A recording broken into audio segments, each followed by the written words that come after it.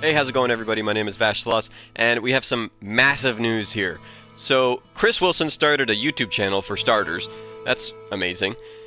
Second off, he's got a new studio, Light Pattern Studios, and they are going to be working on an unannounced project. So, that's extremely exciting, and he is celebrating 25 years of Diablo 2 today. It is June?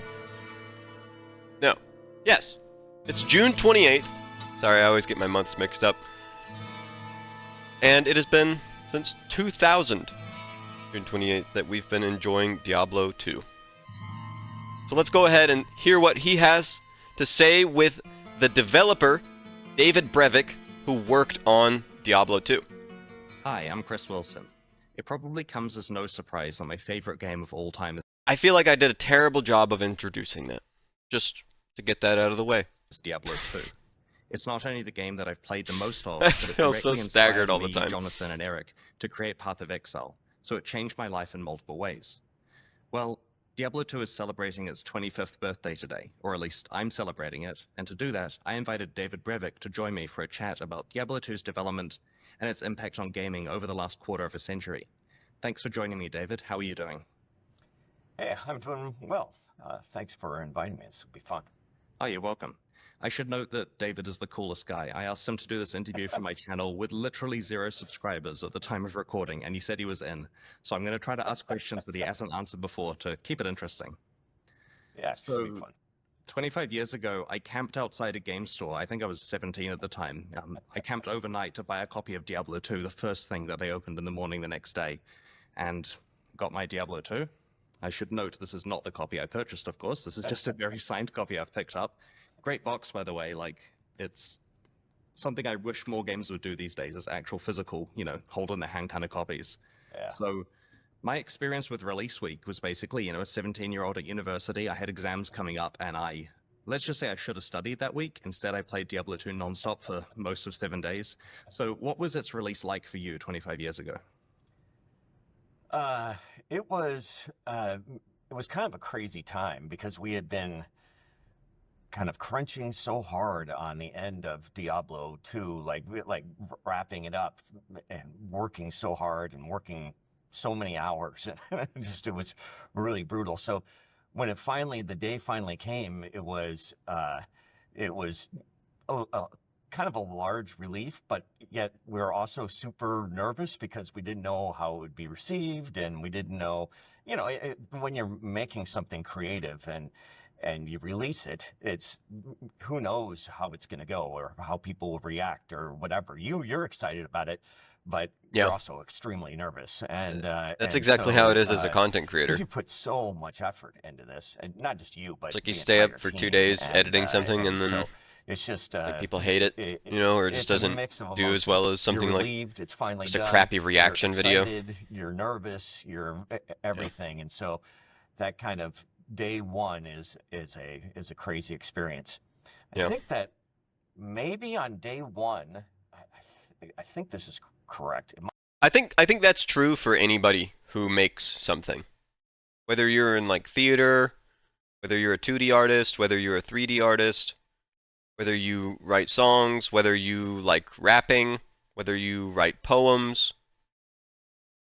whether you're, a wishful literary, right? And you want to write novellas or something.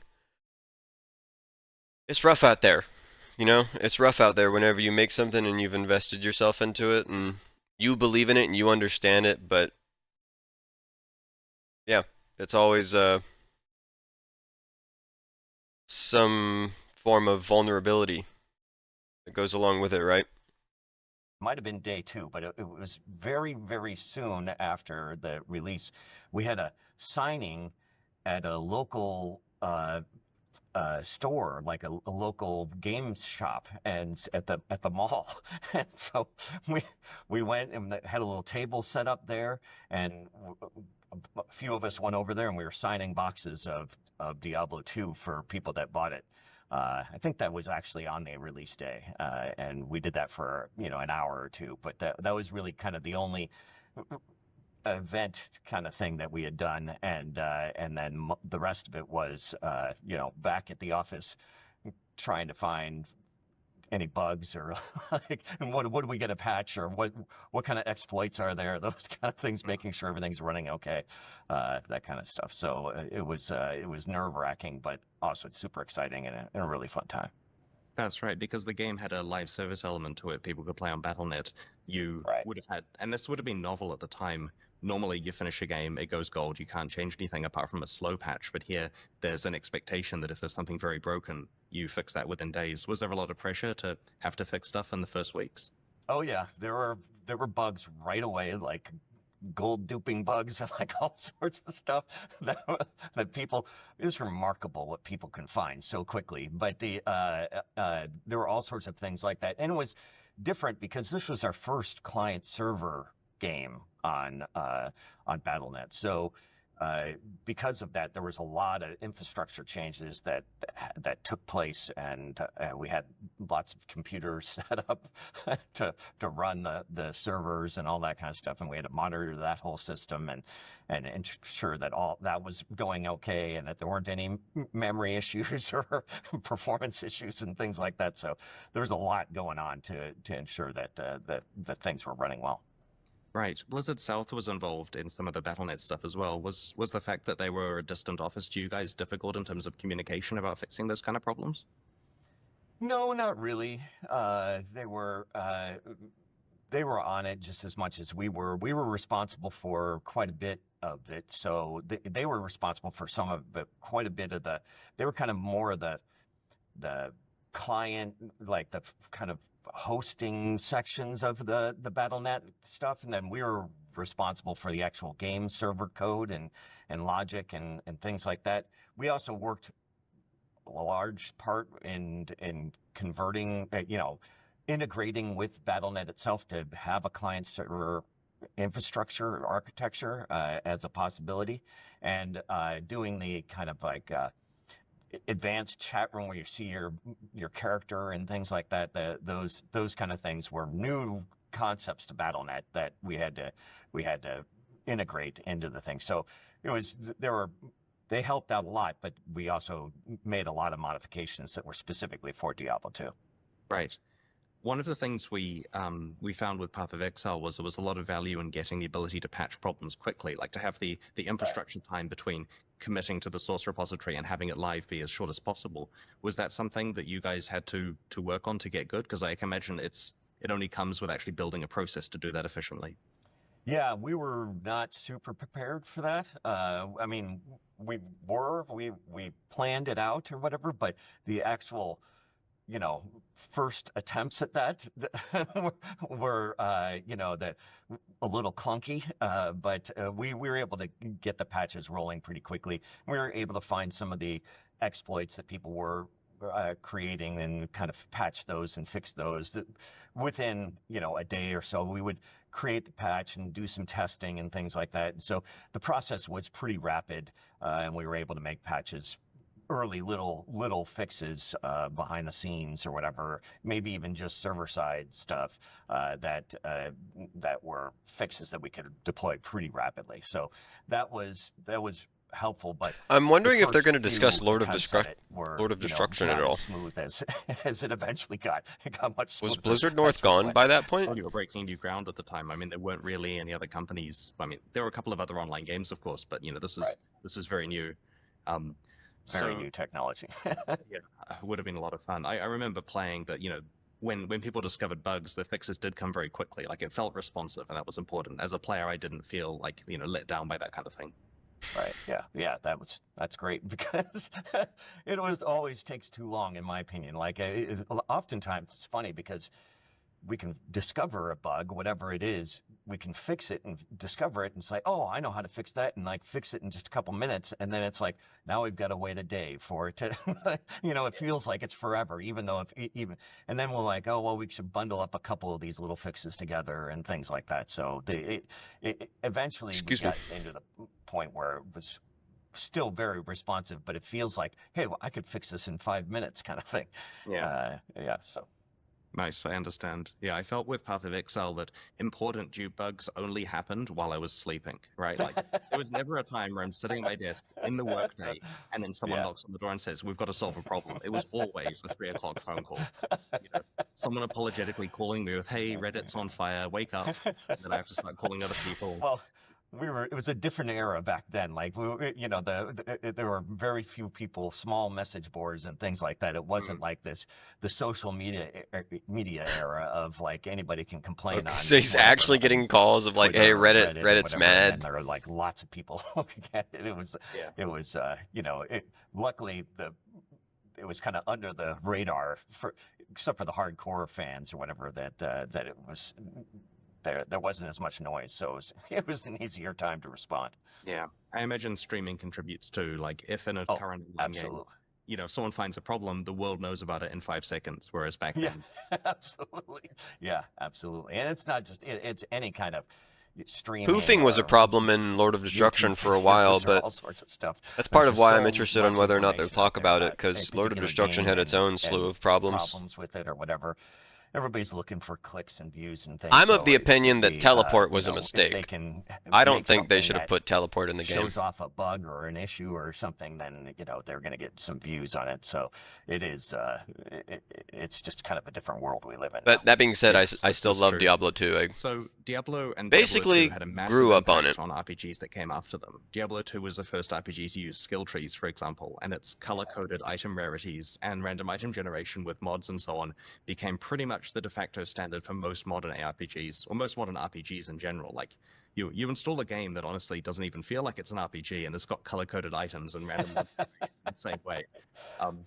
Out of all the things that Diablo 2 influenced, which one of them surprised you the most? So, I think that That was a weird microphone. Kind of the audio bug. I would say skill trees is probably the thing that right now stands out to me as the biggest influence, not just in other ARPGs, but also in just gaming in general.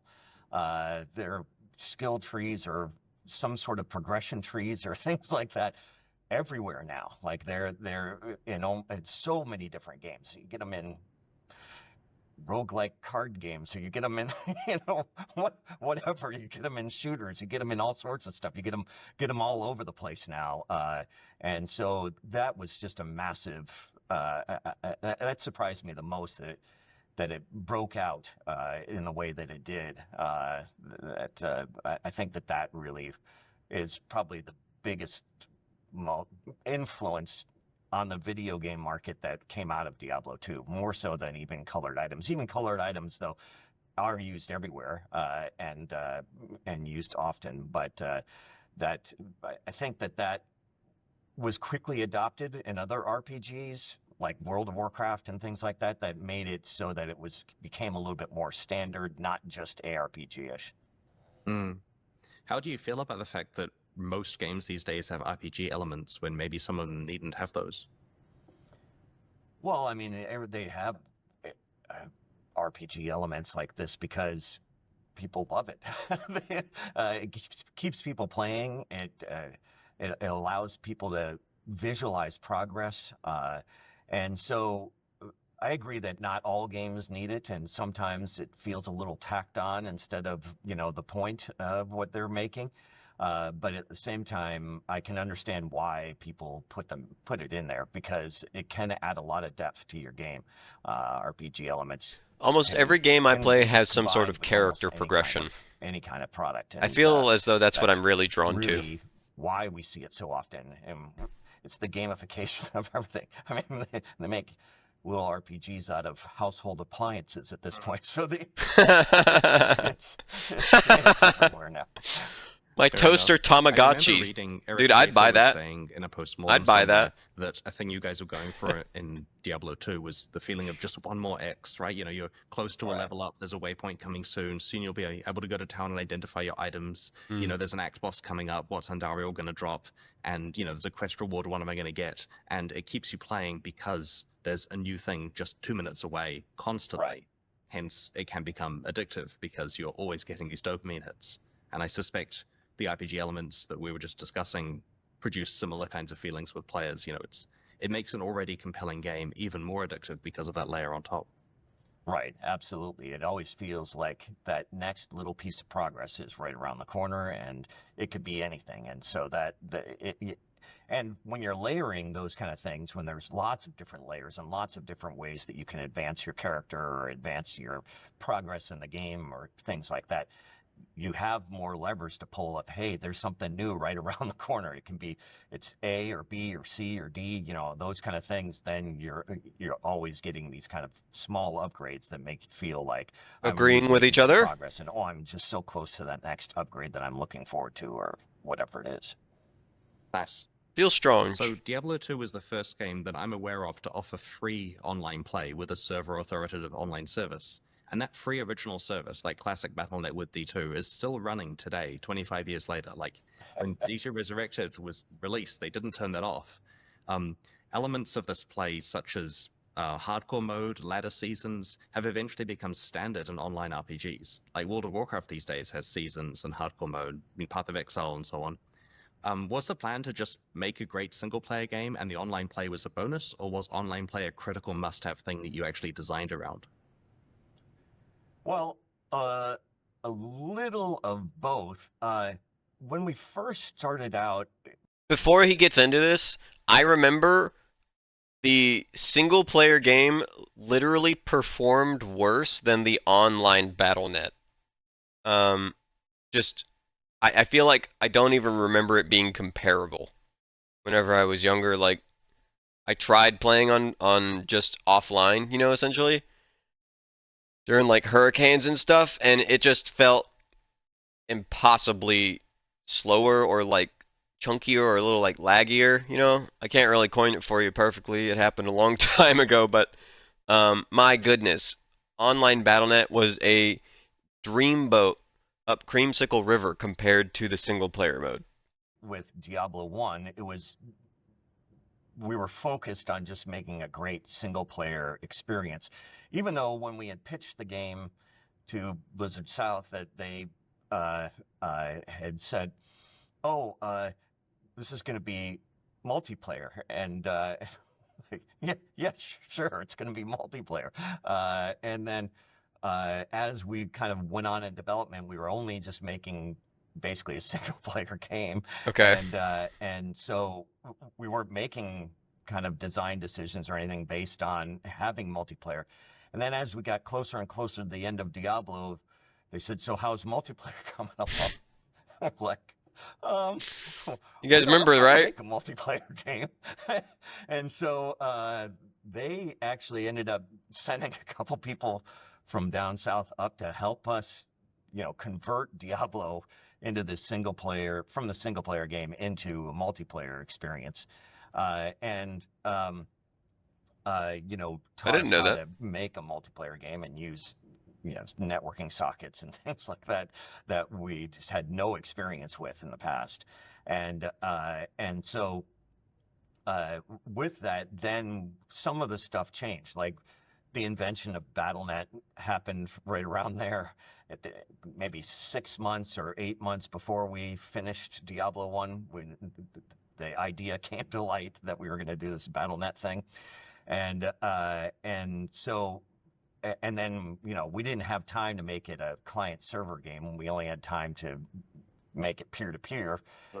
And so then it was, converting all the code. And then once we got the actual multiplayer working, then we started making some multiplayer decisions and realizing that the design definitely got influenced by the multiplayer quite extensively as we went along, and the way that that you played the game and how fun it was to have other people in the game, and then who gets to pick up the loot first. Oh Kind of man, arguments around the office. I can't tell you how Those many kind of things times I was sweating definitely had bullets a big whenever a influence jaw on the rune product dropped, and in the I was end. And confident there was a bot in the room. So it didn't. It started out as a Couldn't yes, ever we hear would me have click multiplayer. faster. Then we were making a single player experience, and then at the end we added Give it to multiplayer, me! and it had a little bit of an influence. It was definitely a big influence on Diablo 2. Oh man. That's cool. Yeah, I remember when you referred to who's getting the loot first. When we released Path of Exile, we had exactly the same looting model as Diablo 2, as in the items drop on the ground, and whoever clicks it first gets it. And Right. like my first day of playing Diablo 2 on Battle.net, I was killing Duriel with a Necromancer, like some random Necromancer online, and a Worm Skull drops the unique helmet. So I grab it as fast as I can. And I kind of feel, I'm in Amazon, I'm quite far away. If I can get that first, it's mine. And he said, what was that? And I said, "Nothing." Traded it for a Fletcher's Amulet of the Bat, like an hour later. Like, it was such a canonically good experience. And so we wanted to launch Path of Exile with free-for-all looting like that, and we Dude, did. it is actually And such I a good think that was experience. the largest backlash that I If can you have remember of never felt that in Diablo 2, I promise you, man, in its heyday, competing for loot, because we're all just like staring at it at the same time. We're all in Bale's throne room pit, waiting for something good to happen, and oh my goodness, everyone just scrambling across the ground. You see people heading far left, you see people heading far right because they missed what they wanted to pick up. It really was just such a magical experience. Even in, like, smaller zones like Tristram or doing Tombs runs. Man, it's such a short experience, but my goodness, I spent thousands of hours. I cannot tell you how many thousands of hours, because it's not like they have playtime counters back then, but such a good game, man. Such a good game. early days that the generation of players, even in 2013 playing Path of Exile, didn't like having to compete for click speed with ice. So that was an interesting lesson, because the Diablo 2 players were not asking for this to change. They were very happy with the way the game worked, and we were trying to present something to the same audience, and our portion of the audience really wanted it to behave differently. So we added options so that they could play the way they wanted to, and never looked back. But it was surprising at the time. I didn't think there would be that reaction. Yeah, that's super interesting, because yeah, you would think that it would be the same. Yeah. So Diablo 2 inspired a generation of developers to get into game development. And that's just not a statement that I'm making. I mean, I was one of those people personally. I was 17 years old, as I mentioned before, studying computer science when the game came out, and it took over my university years. And I was the perfect age for me to decide, this is what I want to do in the future. I want to Couldn't make have lined up an RPG. I want better. to make something like this. Yeah. And so, firstly, thank you for changing my life. And secondly, I wanted to ask what your I was in inspirations were. What games theater did you school play whenever as I a fell teenager madly that in made love you with want to video get into games. game development? Even if they didn't directly influence Diablo, what was it that made you passionate about making games? It's like, oh man, I gotta get into like voice acting or something. Well, I think the earliest kind of RPGs that I was playing, But now I've got dreams of making Wizardry, some video games myself. Ultima, Not that I even know how to those start, were games but I've got that, silly ideas that and really inspired me to want to become a game developer. I really loved them. wishes for the knowledge on how to And start. I can remember a long time ago, this is, I don't know, geez, it's 50 years ago now, or whatever, 40 something years ago. We were at a grocery store checking out, and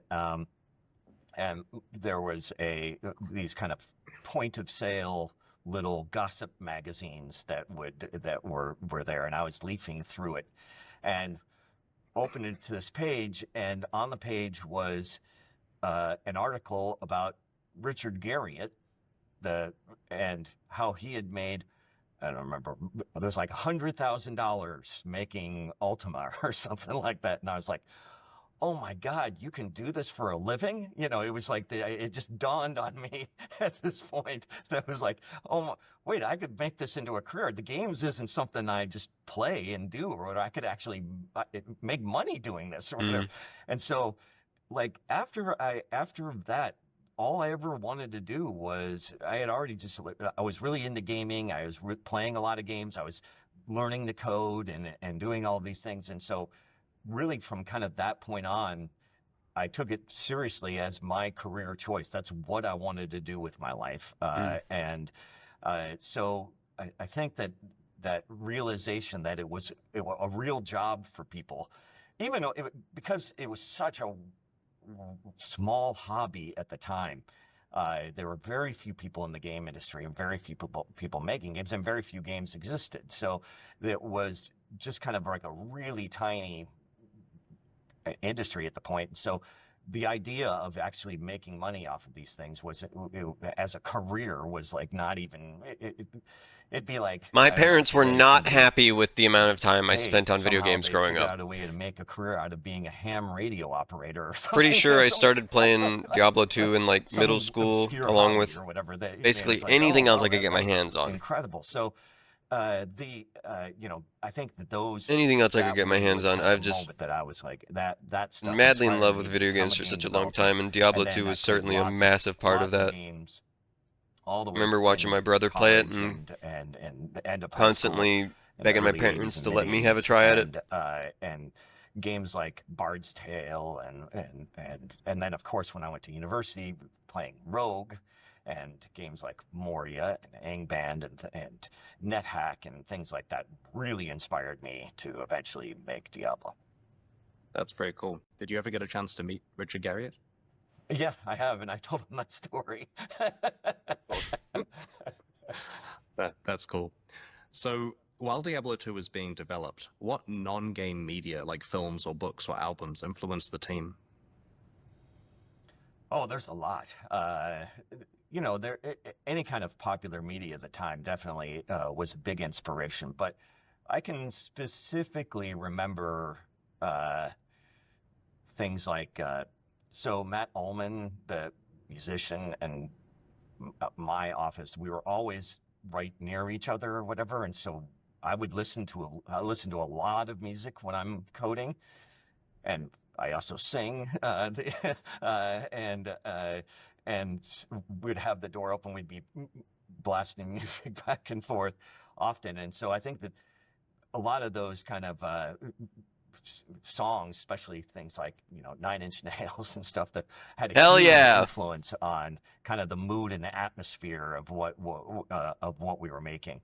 Okay. And so I think it was there were horror movie references and things like that that we kind of inspired us. There were books that we had read at the time that were big inspirations, TV shows, even things like Star Trek and stuff like that were a big influence on kind of the quest design and stuff. There were things like that that were kind of inspiring that came from all sorts of media. But I think that Downward Spiral is probably one of the biggest influences on Diablo and Diablo 2.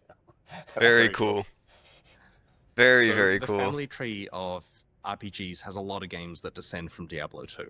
And people usually consider the obvious ones like Path of Exile and Torchlight that are very Diablo games. But do you have a favorite unlikely Diablo 2 derivative? A game that clearly takes great inspiration from Diablo 2 but isn't actually a traditional action RPG game? Well, I don't know. There's the game I probably played the most that definitely got a lot of influence Sorry for from hitting the mic. Diablo is I mean it's kind of obvious, but it's World of Warcraft, right? Because it's got talent trees and it has item rarity colors and it has seamless world and it has like all these kind of things that really kind of built upon our design that we had made for Diablo 2 was influential on that team for World of Warcraft. I mean, obviously, and that, I contributed a little bit to it and helped, give feedback and things like that to the design. So Got an itchy hand. I think that all of those kind of things definitely were influential, and so I'd say that They're that basically one is the summarizing one I played the most. influences. That is not what I would consider a traditional ARPG, but it definitely has some of the ARPG elements. That's cool. Yeah, I can see that. If you look at like the differences between World of Warcraft and EverQuest, a lot of those differences, I mean, there's many innovations, of course, but a lot of the other differences are Diablo 2 things that works really well. Yeah. That makes sense. Even the exclamation points above the head. That's true. That's another one of your innovations. Yes. So in 2019, you released a game called It Lurks Below.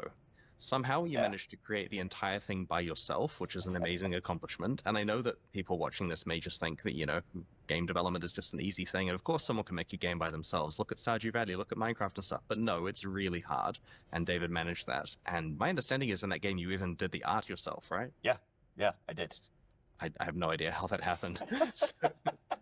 So It's not very good. It's I mean, it looks okay, but it's, you know, it's not like it's this high res, super beautiful game. It's pixel art. So, but pixel art's not trivial. So you know, it was a lot of work, but you know, I wouldn't put myself up there as the greatest pixel artist of all time either. So, oh, it still looks good.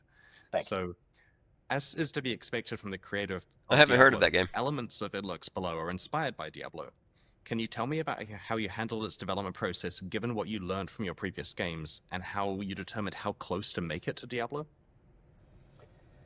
Yeah, there was a lot of things. In a lot of ways, I didn't want to make it too close to Diablo, right? Kind of the I consider myself incredibly fortunate that I was involved in Diablo and Diablo 2, and it has just made my life so blessed, and I'm so Stream might proud go of out. what We have a team very and severe thunderstorm everybody right now. accomplished with it. It's just remarkable. But at the same time, especially now, 25 years later, there's a lot of Power rose-colored starting to flicker. glasses on, you know, and nostalgia built into your memories of Diablo 2. And so when I'm making It Lurks Below, I didn't want to make it too close to Diablo 2 because then, you know, expectations are crazy. I want to pause it real quick just so I can take a quick look outside. See how bad it is.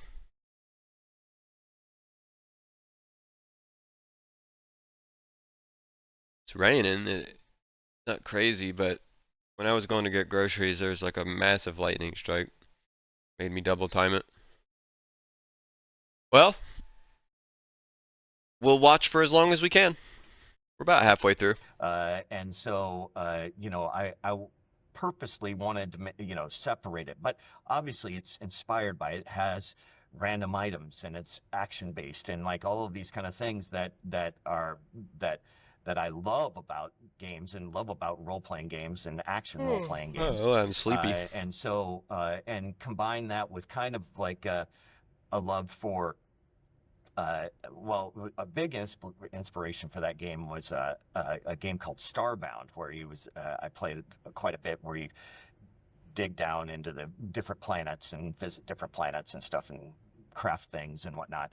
And but I wanted to kind of combine that with Diablo and have like this kind of a merger between the two, and do a little bit of This chair survival is so with it uncomfortable. and things like that. So it was different enough from Diablo because it had, you know, everything from growing crops to, you know, putting down buildings and digging down in the ground with a pickaxe and stuff. You know, so in a lot of ways it played very differently than Diablo.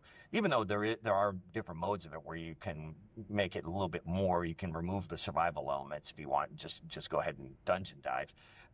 But on purpose, it was like I wanted to make something different. I didn't want to make it a clone of Diablo 2 because, again, the expectations are just so high. If I would make something like that I couldn't possibly do that by myself. Yeah, well, I think you managed to achieve having those expectations set. Like when I approached the game, for example, I didn't think this is the next Diablo 2. I thought like this is a way better version of Terraria because it has like Diablo items. Absolutely. Yeah, exactly. And that was really what I was going for. And I had so much fun making the project. And, you know, it was, and it ended up on Game Pass and all sorts of stuff. So it ended up doing pretty well. So I was super excited about the way that that I was able to do that and take the time to do that project. I remember you and I had dinner in San Francisco a little while before the release of the game, and you were telling me. It has got to feel amazing.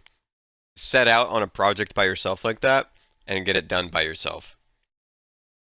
Without external input, you don't have anyone over your shoulder. I mean, I used to paint and do collages and all sorts of stuff in my advanced art classes and whatnot. And the feeling I would get whenever I finally finished one of those things, oh my gosh, just pure bliss. Pure bliss. Nobody gets to tell you what it's supposed to look like. It's mine, right? Really, really difficult to describe the just elation about it, and I was so jealous of what you were working on there because I was deep in the minds of some difficult Path of Exile stuff with a large team and all of the the responsibility and workload that comes with that, and the idea that you were just sitting there making a game for fun and enjoying it, and getting complete control over everything and have this creative vision that's entirely yours. Oh, man. It made me a little jealous. I mean, I love working with other people, but I appreciate that just honesty. the idea of you making this game that's a complete manifestation of what's in your mind was something that was very appealing. Yeah, that's really what made it super fun. And I made it all by myself, but I definitely talked with a bunch of other people who gave me feedback and things like that. So, I didn't truly make it on my own. There was, there are definitely other people that helped out in giving feedback and design advice or whatever, playtest advice and all sorts of stuff. I don't think that you can really ever make it in a vacuum, like by yourself, kind of thing. And I think that's actually dangerous. It really helps to get some outside influences and perspective. But largely being able to control everything like that, all the vision and make something that you imagine and make it real. Including, I did everything. I made my own engine for it and everything. And did all the sound effects and stuff. So, it was just really a fun project. And I had such a good time doing it. That's very cool. So when we started development on Path of Exile 2, I Holy felt like text I was wall. in a position of great responsibility that Jonathan and me and Eric had to decide the direction of a sequel to a popular game. We had to decide all these critical decisions about what areas of the game should stay true to the original and which areas should be innovated on. And you would have been in a similar position when you were designing Diablo 2, that some things in from Diablo 1 you wanted to keep really close and some things you wanted to change up. Was it immediately clear to you how to evolve Diablo 1 into its successor, or did it involve a lot of experimentation during development? It's a big was question. a little of both. There were a few things that we knew that we wanted to do. That's a good one. Obviously, number one thing technically was we wanted to make it client server. So that was like for sure one of the things that we wanted to innovate or iterate on, whatever way you want to take that. But from a design perspective, other things like skill trees didn't come in till I had this idea in the shower, and it was like maybe a year into development or something like that. I don't quite remember, but we had already been working on the game for a little while, or the doing something like the seamless world stuff like that didn't come in right away. That the original design was we were going to do it outdoors as well as indoor things, and that was one of the big decisions that we kind of made early. I think that once we started making the outdoor things, then I was like, oh, but I can figure out how to stream the entire thing, like stream the levels or whatever. We can generate them and bring them, anyway. I figured out a way to get the levels just constantly, no load screens kind of thing. And so that technology I don't think that came on very early either. I think that it was probably a little bit later. And then even other design decisions were made later. So I think up front, there were very few things that we kind of decided on. It was like much more. I wish he was being more specific. We're going to have indoors and outdoors. And we wanted to make it more of a world setting than it was just a particular town and dungeon kind of thing. We wanted to make it feel more epic and larger in scope and scale. Okay. I think that those were kind of the main concerns. The ideas of they wanted it to feel like a bigger world, that were really kind of the big things that the client that we were server side change. capability, more character classes and some stuff like that. Different character classes. Excuse me, rate the burp. Stuff were also on the list. But more character classes. It wasn't really all that clear, and at first we didn't wasn't really clear. Make a sequel. Aha! Like we were really burnt out from Diablo, and it took us. You confess. We started experimenting with a couple of other ideas for a couple of months, and then probably maybe 4 or 5 months after we shipped Diablo 1, then we were like, okay, let's we have enough of these little ideas, I think, that now that it makes sense to move forward with Diablo 2. Fair enough. Are there any Diablo 2 ideas that you deemed too risky and just cut early? No, and we should have. Teleport, say it. We were really should have gotten bad rid at of it. Scope creep, right? And that's part of the reason we ended up having to crunch really hard. And we was like, we had no real kind of system for production where we were not, we weren't doing. We were just making lists of things we wanted to do. There was no estimates of how much time or commitment or anything like it, anything was going to take. We weren't estimating tasks or anything like that. It was just like, here, let's just start making a game. And then, hey, we've been dreaming of all of these things. And then all of a sudden the game's gigantic and we've never cut anything. We've only added and then it's just out of control. And then it's like, oh, we got to finish this up in a year. Oh my God. And then it's crunching. And anyway, so it was bad game development process. And we didn't have really any true kind of production stuff that is used all the time now in modern game development. At the time, it was just like fly by our seat of our pants kind of development. And we really should have cut stuff. And we should have been thinking about scope. But in the end, we just wanted to make. He's not going to say it. Every good idea we just we put in there, and damn the consequences. I like that though. Majority. They had ideas and they implemented them. Path of Exile, where we had a strict. It was their game. 1-day development cycle, and they had dreams as we for it. Approach each release, we had exactly the situation you're describing there, where we've got to get this done. We don't want to get into too much overtime, and so. In our case, we had to make hard decisions at the last moment about which things aren't working out and to cut them. And, hopefully we still produced a good product most of the time. But, if we had more time, it would have been different. So what would Diablo 2 have looked like if you had an extra year of development time? If right at the end you're done, like I'm not saying we undo the crunch, I'm just saying you get an extra year after that. So you've got, it's finished and you're not allowed to release it for whatever reason. You get a year longer to work on it. What could you have done? Did you have any things that weren't necessarily just the expansion, but things that you would have done with that year? Yeah, that's an interesting question. I think that the biggest thing is that we cut an act out of the game and made the final act half the size it was supposed to be. So what? I think that if we had done an extra year, we would have moved. It would have been 5 There was an Act 6? Of all of equal size, rather than, 3.5 or 4 acts or whatever. And then... oh, I see.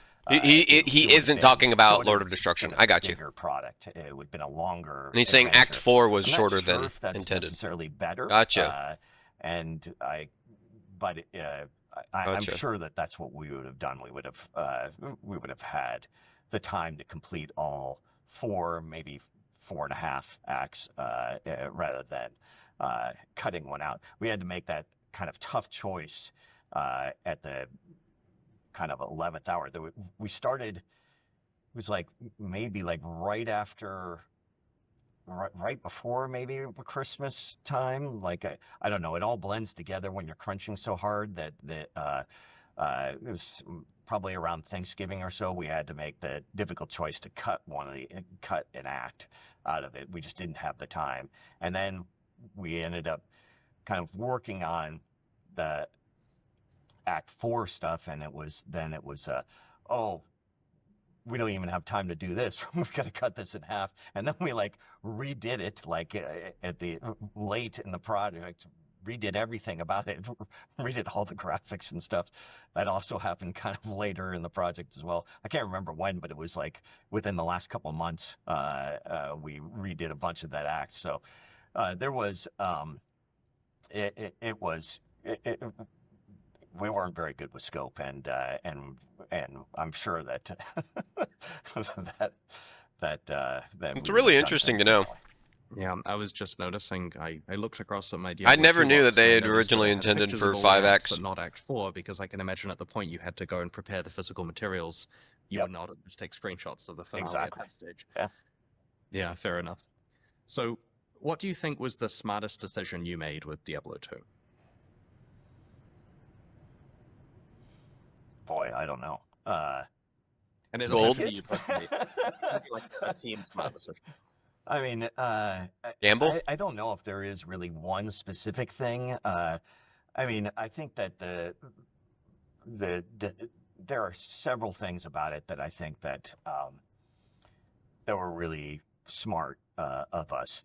And it wasn't just like all my decisions. There were a lot of decisions that lots of people made that ended up having huge influences on the project. So, I think that just making Diablo 2 and deciding to actually do it rather than go do something else, and take it to the next level, was probably the best decision of all, simply because we had options at the time. And it was like we had talked about doing other types of projects, and I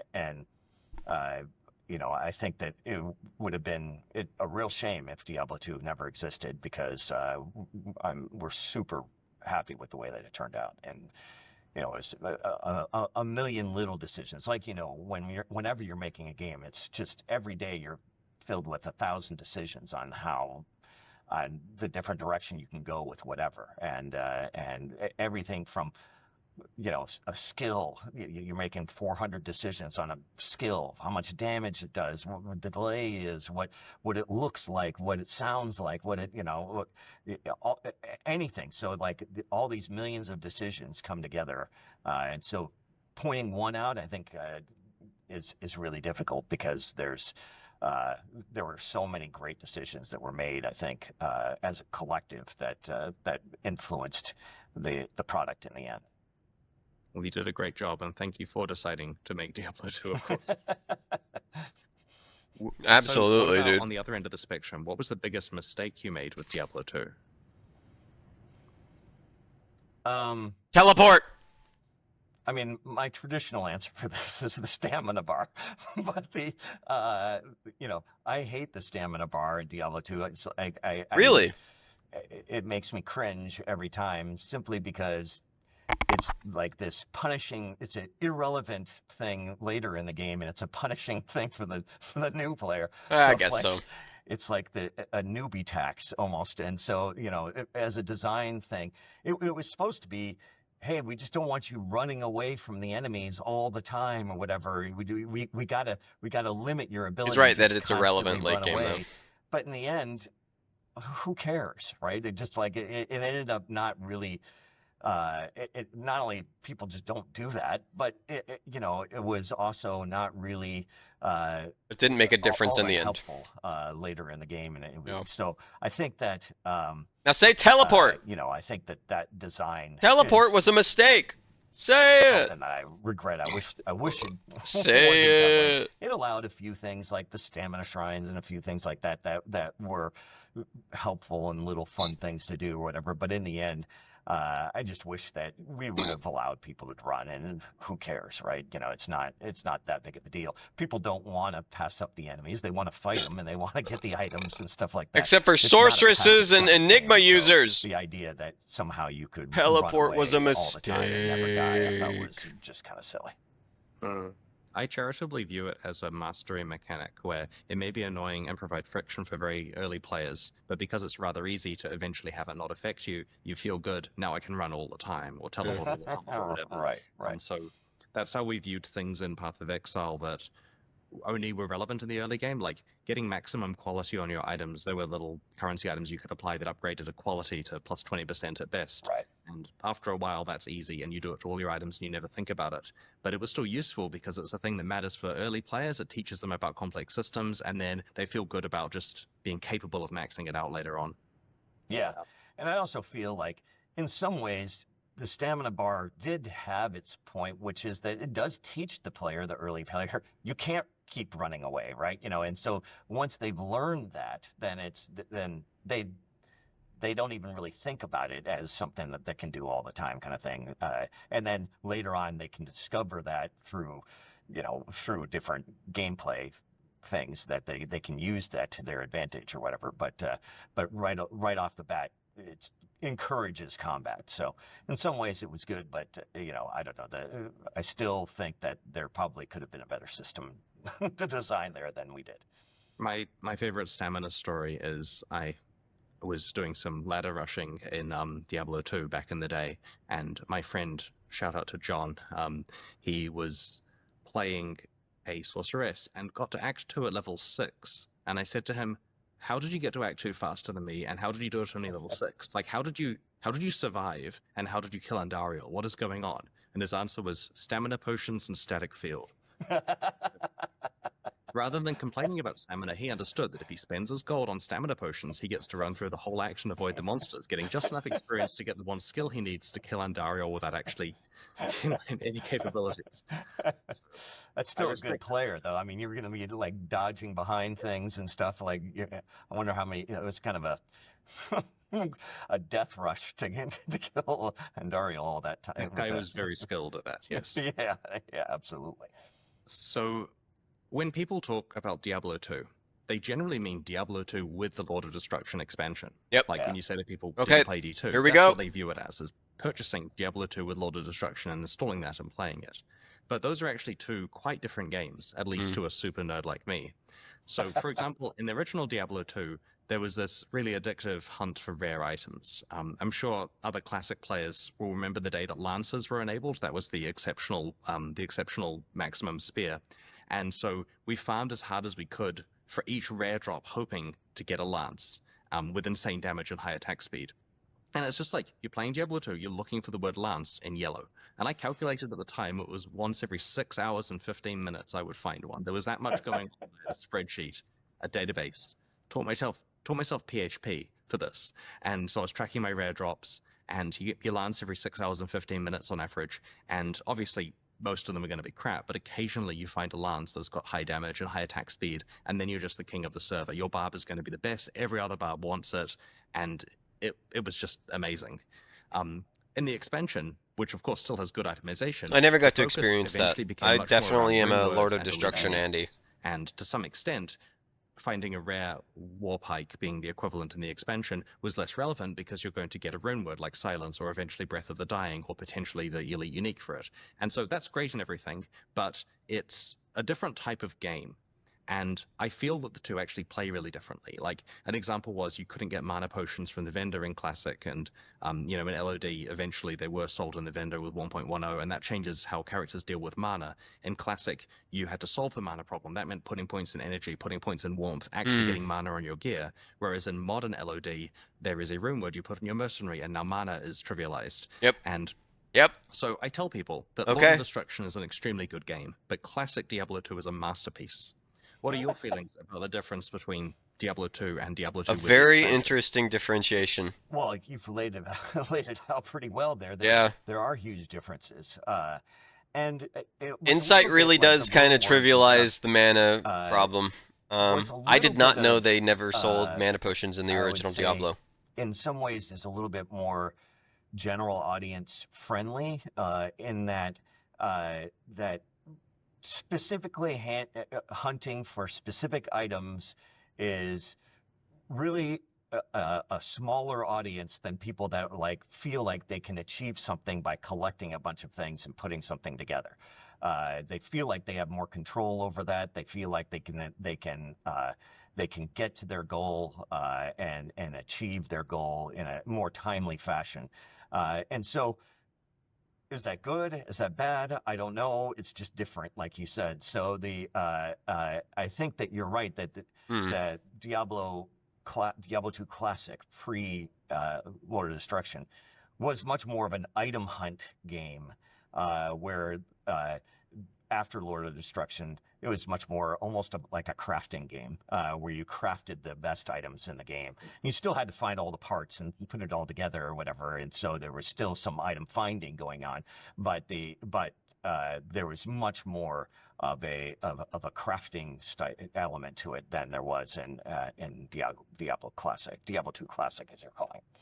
Yeah, fair enough. That's very interesting. I care a large amount about this particular topic. I spent a lot of time, getting people to play Diablo 2 and then telling them now try it without the expansion and tell me what you think. And as you say, the expansion stuff made it a lot more new player friendly, so there's some rough edges on the classic version, but it's fascinating to see, you know, people telling me, well, I've played it for 2 days without sleeping now, so that's cool. You know, like in 2025, people are refusing to sleep because of that game. It's pretty remarkable. Yeah, it is. So there were always reasons for moving on to new It's an projects absolutely after a game and its fantastic game. expansion had been released. So Or it's the completely Destruction understandable or that the no Classic. further expansions were made. I for haven't Diablo played 2 the after Lord Classic. of Maybe I Destruction. should. You've mentioned you did some planning for a potential second expansion, and I'm not going to put you on the spot and ask you, you know, The details lightning about is that, going but given the amazing crazy long-term behind me. I popularity of feel like Diablo I'm 2, do you constantly see a seeing kind my of walls flash alternate up. potential, like parallel history for the game, where a Kinda series of nerve-wracking. expansions were released for many years afterwards instead of moving on to other projects? Not really. There were a lot of there's a lot of information out there about kind of that at the time that when you release multiple expansions, that the audience size goes down with each expansion, kind of thing, and so you know, you sell the most of the original thing, then a little bit less on the expansion, and a little bit less on the next expansion. I don't know if that would have really happened with Diablo 2 because Diablo 2 kind of bucked the trends in many ways. So maybe it could have existed, but we were eager to kind of move on from Diablo 2 and make Diablo 3, and so that really was that more so than anything was the big, you know, change that we wanted to make. There were ideas that we had to make Diablo 3 kind of a new, you know, something different than Diablo 2, and we were eager to kind of work on that. As well as then we had also, at Blizzard North, kind of split into two teams, and we had other product ideas that we were kind of iterating through and making demos of, and creating kind of something brand new that was not going to be Diablo related at all. So there were kind of those two things were occupying our time. That doesn't mean that I didn't think about Diablo 2, because again, I designed a Diablo 2 expansion, another one. So maybe there could have been an alternate timeline. I think that There's honestly, a lost if Diablo we had 2 stayed expansion. there, that we would have made Diablo 3, and What? there's probably a decent chance that the second team or the other team would have gone on to make another Diablo 2 expansion. That Drop it. definitely could have been a high possibility. That's very interesting. I'll bug you in private about that second expansion to hear the juicy details. Yes! Can we? Sounds No, good. not in What you're private! describing there is similar to the Hello? line of thinking that was happening at We Grand wanna Theft know Auto with Path of too! Exile, where while Path of Exile was growing with each of the 30-something expansions we'd done for it, well, you know, 3 monthly updates. I don't know if all of them were large enough to be called expansions, but you get the idea. While it was growing, there were still players who would occasionally fall off playing Path of Exile, and you couldn't do anything to get them back on because 15 expansions have been released since the last time they played, and it felt like a different game. And so the idea with the sequel, as well as getting to explore new things, is it's a great ability for people to get back into the game. And my understanding is that worked extremely well. Like the Path of Exile 2 has been a great onboarding thing for new players, or returning players, which is exactly what it was intended to be. And, you know, and that's exactly what you were finding there, where when you were looking at making subsequent expansions for Diablo 2, there's the fear that it's just narrowing the audience size, whereas Diablo 3 printed $1 billion quickly, and Diablo 4, they announced, I think, $2 billion in some time period. And, you know, just progressing down with new numbered games that aren't expansions to previous ones, obviously, you know, is quite good business. Yeah, see GTA 6. I hear that budget is $2 billion, including marketing for that. That's a lot of money. So, before unfortunate events occurred, your team at Blizzard North were working on Diablo 3, as you mentioned. And my understanding is that this project was later restarted by Blizzard South, and their released version is different to what you were planning. And you've spoken before about plans for the version, so I don't want to ask you to repeat yourself, but how do you feel these days that your version of Diablo 3, in hindsight, how do you feel these days about your version of Diablo 3 in hindsight, if it had been finished and released? Do you still feel it was the correct direction for the next game in the series? I mean, we'll never know. It's hard to tell. I mean, I definitely Did Chris felt apologize that way for about going it while formal we were there, making or it, informal? and I We're using the was word like. really excited about it. So it was just so different. And as you know, or maybe don't, we kind of designed by the seat of our pants while we were making the game. So it kind of evolved over time. So I thought that what the final product would have come out to be, who knows? But the base idea was really, really interesting, and I was really excited about it. So it was just so different than Diablo 3, what it turned out to be, and went in a completely different direction that I can't imagine that it's almost impossible for me to tell whether or not that that would have turned out great or not. I don't know. Fair enough. So the history of Diablo 2 development has heaps of detail about your involvement and the work of your co-founders Max and Eric Schaefer and what they did on the game. I was wondering, who are some other kind of unsung heroes of Diablo 2's creation who you feel haven't been given enough credit for critical work that they did? Oh my God. It's such a long list. There's so many people that were crucial to the development. I could start naming names, but yeah, I could be here all day. But Well, I guess- let's say Phil Shank and David Glenn and Peter Hu and Stieg Hedlund, and there are many people that were just really important people that worked on not only design stuff but story and setting and the visuals and all sorts of stuff that had massive influence. Matt Ullman with the music, and like there's this massive The music of people that Diablo had 2 massive influence on the is on literally the timeless. product.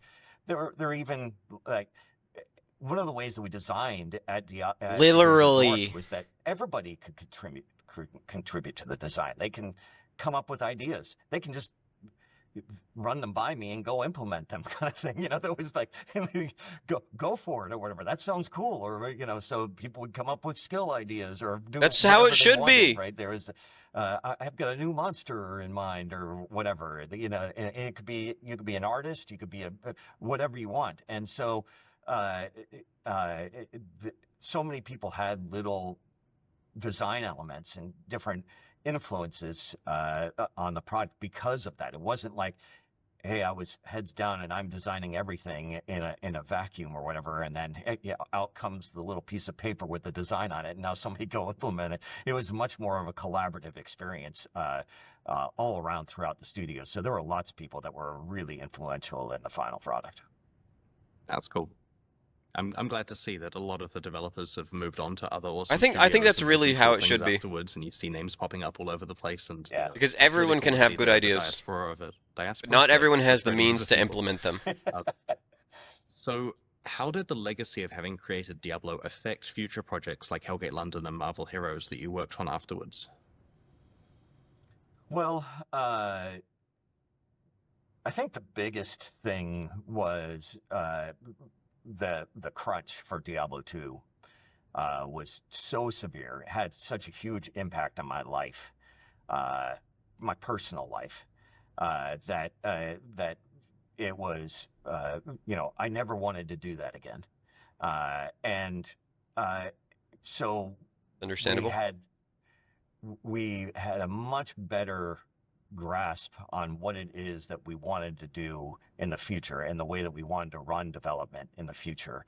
And we wanted to not put ourselves through that anymore, but still have a chance at making something great. So that had a huge influence on the way that we kind of ran day-to-day production of making games. So that was a big thing. But at the same time, it also there were like the reversal of that is that we were so lucky at Blizzard to be in the position that we were in, right? That we could kind of take the time that we needed to make the products that we wanted. And so in some ways, it was a little bit of a curse going outside of that, in that, hey, we don't have those luxuries. And so harsh lessons kind of needed to be learned on the other side of that, and how really basically the rest of the industry worked. I mean, it was a large Blizzard was a portion of our golden goose career for a long time. in this kind of bubble of Still Blizzard, kind of is, but and the luxuries that we had there to create it just stuff, and the lost a lot of the reality of people what who really video made the game company what development it was. is And like, it's and difficult to get that how magic back. there are real deadlines, and money is an issue, and there's the companies are risking a lot when they're trying to fund these things, and they need to have that money back at some point, and that they can't just keep spending, and like all of these kind of things, and companies change their minds, and like then Yeah. you're kind of stuck. For instance, we were making Hellgate London. Namco we signed with Namco to make the product, and their idea was that we're going to start making PC games, and the cornerstone of this is going to be your product, and we're going to fund this, and et cetera, et cetera. And then, like a year after that, they fired everybody, changed that, changed that objective for the company. That's like, okay, that we're not going to do that anymore. We're still going to fund you guys, but we're not even going to publish you. You're not even going to. You got to go find somebody else to finish publishing this. We're not going to do any marketing or anything like that, but we'll honor the contract and fulfill the milestones.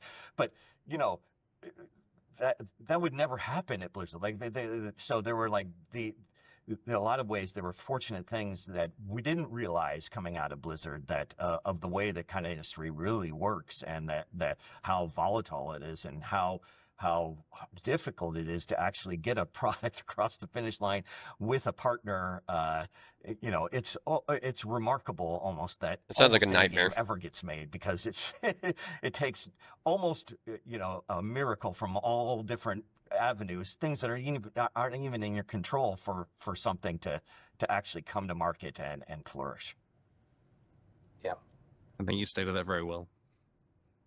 So my next question is, with computers being a lot more powerful than they were a quarter of a century ago, how would the design of Diablo II be different if you had made it with a modern level of computing power? For It example, wouldn't be would you different. increase the simulation detail or run at a higher simulation frame rate? I know your Or- technicals. Are there any technical things that could be different about the game? Or 800 by Yeah, 600 absolutely. forever. We would run the server at 60 frames a second and things like that. That for sure we would be doing that. Plus, I think that obviously we would have made much higher res graphics and made the look. It would have been 3D instead of 2D, and all sorts of stuff like that. In fact, that was a big debate when we were making Diablo 2 at the very beginning. We were debating whether or not we should go with, hey, should we make this 3D or 2D? But 3 was kind I of love the just, pixelated look, the man. birth of I 3D love it so cards and much. stuff. A lot of games were going 3D, but it was like super low poly kind of things. You got to have 100 polygons or whatever on your character. It was so it wasn't. I want to leave a time comment to so do bad. that kind of stuff yet. We could. It'd be my make second comment. A better looking game, I felt, with Diablo 2 being kind of sprite based. And so it was the right decision at the time, but now with computing power, we would definitely, it would be a totally different story. So we would have much higher res graphics and run the simulation at 60 frames a second on the server and all sorts of stuff. We could have, a lot more people in games and all sorts of things. So Fair enough. Do you have any thoughts on interesting directions that action RPGs could go in next? Sure, there's a million different directions that things can be taken in, but I also feel like that in a lot of ways the genre is a little bit stagnant right now, and I would love to see some kind of big innovation in it. I would love to see somebody break out of some of the formulas that have been there now for 25 years, and so. I think that some games are attempting to do that, and I would love to see some more innovation and make ARPGs in a way that isn't just simply about the loot chase or whatever, right? That isn't about loot explosions and killing swaths of monsters or whatever. Making it a little bit more, I guess. Slowed down, I think, is kind of a description, and less and more about the actual experience of feeling like you're in a world, a dangerous world, and making it more, let's say, more compelling in that way, more immersive, and more. And so I love to see more of that direction than a giant loot fest. Yeah, I understand. I would love to play a game that was still an action RPG, but was focusing on exploration and was scary again. Yeah. That would be a lot of fun because you get the hooks of the itemization, but Right. you feel completely immersed. And Right. my memory of Diablo 2 was that it was kind of this online world that I was privileged to get to play in briefly, and I felt like I was a guest in the world exploring it while I, had time on my computer aside from university assignments and stuff. And then it got pulled away from me, and I look forward to going back into the world. Like, it really did feel like this special place I'd go, and it's there was good memories there. You managed to achieve that Yeah. really well. So I see what you mean about that being something that might have gradually become eroded with the spreadsheetization or TikTokization of a lot of modern games these days. Right. So you currently have a lot of projects on the go, including a publishing company called Skystone Games. What are you up to these days? Yeah, I'm up to a lot. Skystone is a publishing company, and we've been publishing indie games. We have a big game coming out this summer we're super excited about called Tiny Bookshop. Has a lot of wish lists and stuff. It's kind of a cozy game where you open your own little bookshop in the back of a trailer and go around to different locations and sell books and stuff. It's really fun. It's good strategy, a little depth and strategy to it, or whatever, about what books you sell in different areas and where you acquire new books and things like that. So anyway, it's super fun. So I've been doing that for a few years, and we have quite a few products signed. Just signed another one about 2 days ago, so that we're super excited about that too. And so that's going real well. And we have also some pretty big plans coming up and some announcements coming up, maybe around PAX or something like that. That should, that will probably make some noise about it. So we'll see. Skystone is going to be growing. That's really cool. Do you get to give much creative input on these games, or are you mostly handling the pure publishing kind of stuff and letting the developers do the fully creative side?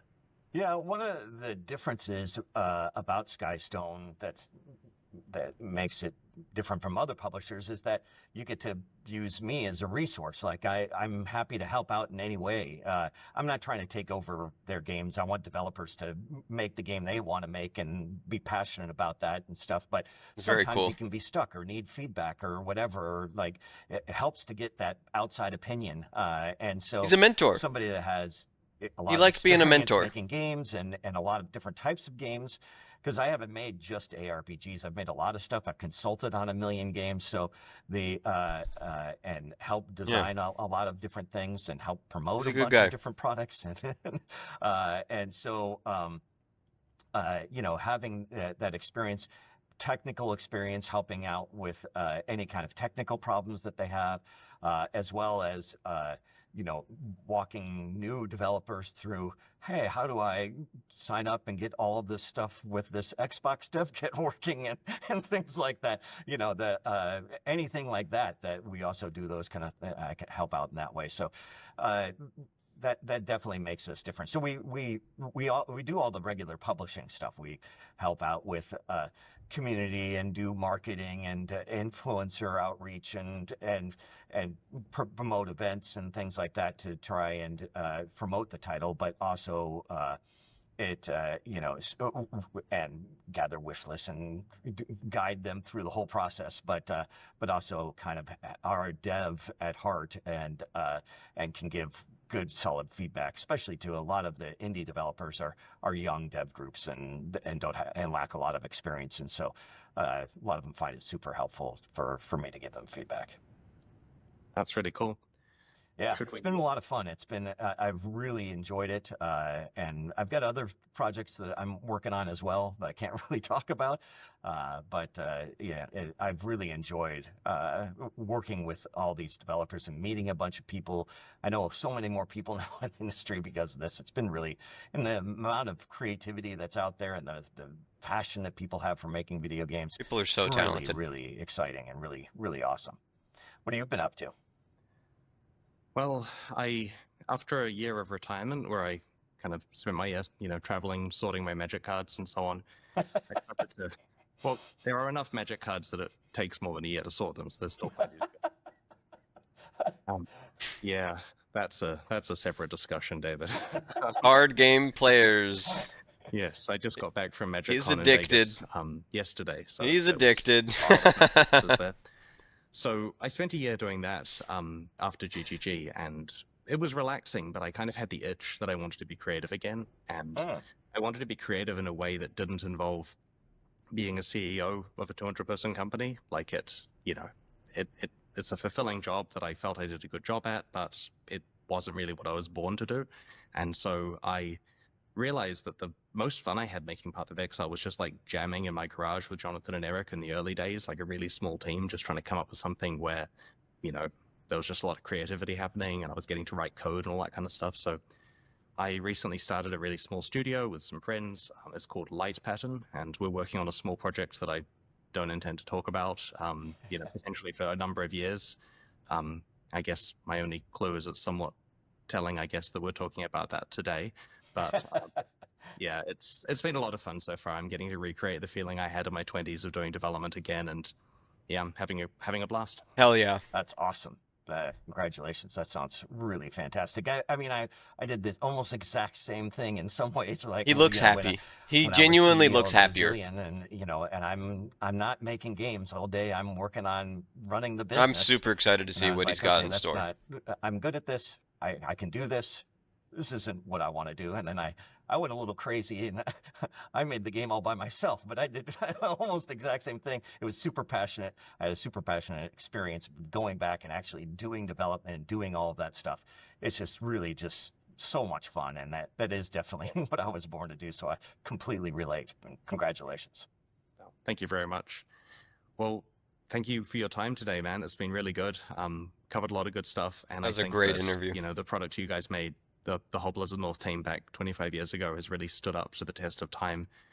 Most of my friends are still playing it to this day. I still play it. I intend to continue to do so. So thank you both for making Diablo 2, for changing the gaming I industry. do still enjoy the occasional and also for your time today. I really appreciate Diablo it. 2 playthrough. Thanks. It was a lot of fun. Oh, thank you so much for coming on. So I'm considering making more videos about game Any other development. Zealers out there? Please consider subscribing to this channel. It's just starting out, and I guess throw a like on What the about video for the Werebears? algorithm if you want. If there Those are are my any other favorites. topics about game development that you'd like me to discuss, let me know in the comments. And thanks for watching. See you guys next time. What an absolutely fantastic interview. Man, a secret Diablo 2 expansion, dude? Holy cow, please don't make that conversation a private one. I need to know about that. I need to know about that. And, David, you're wrong. 800 by 600 forever. I'm sorry.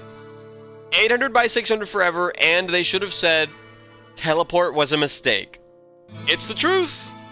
It's the truth.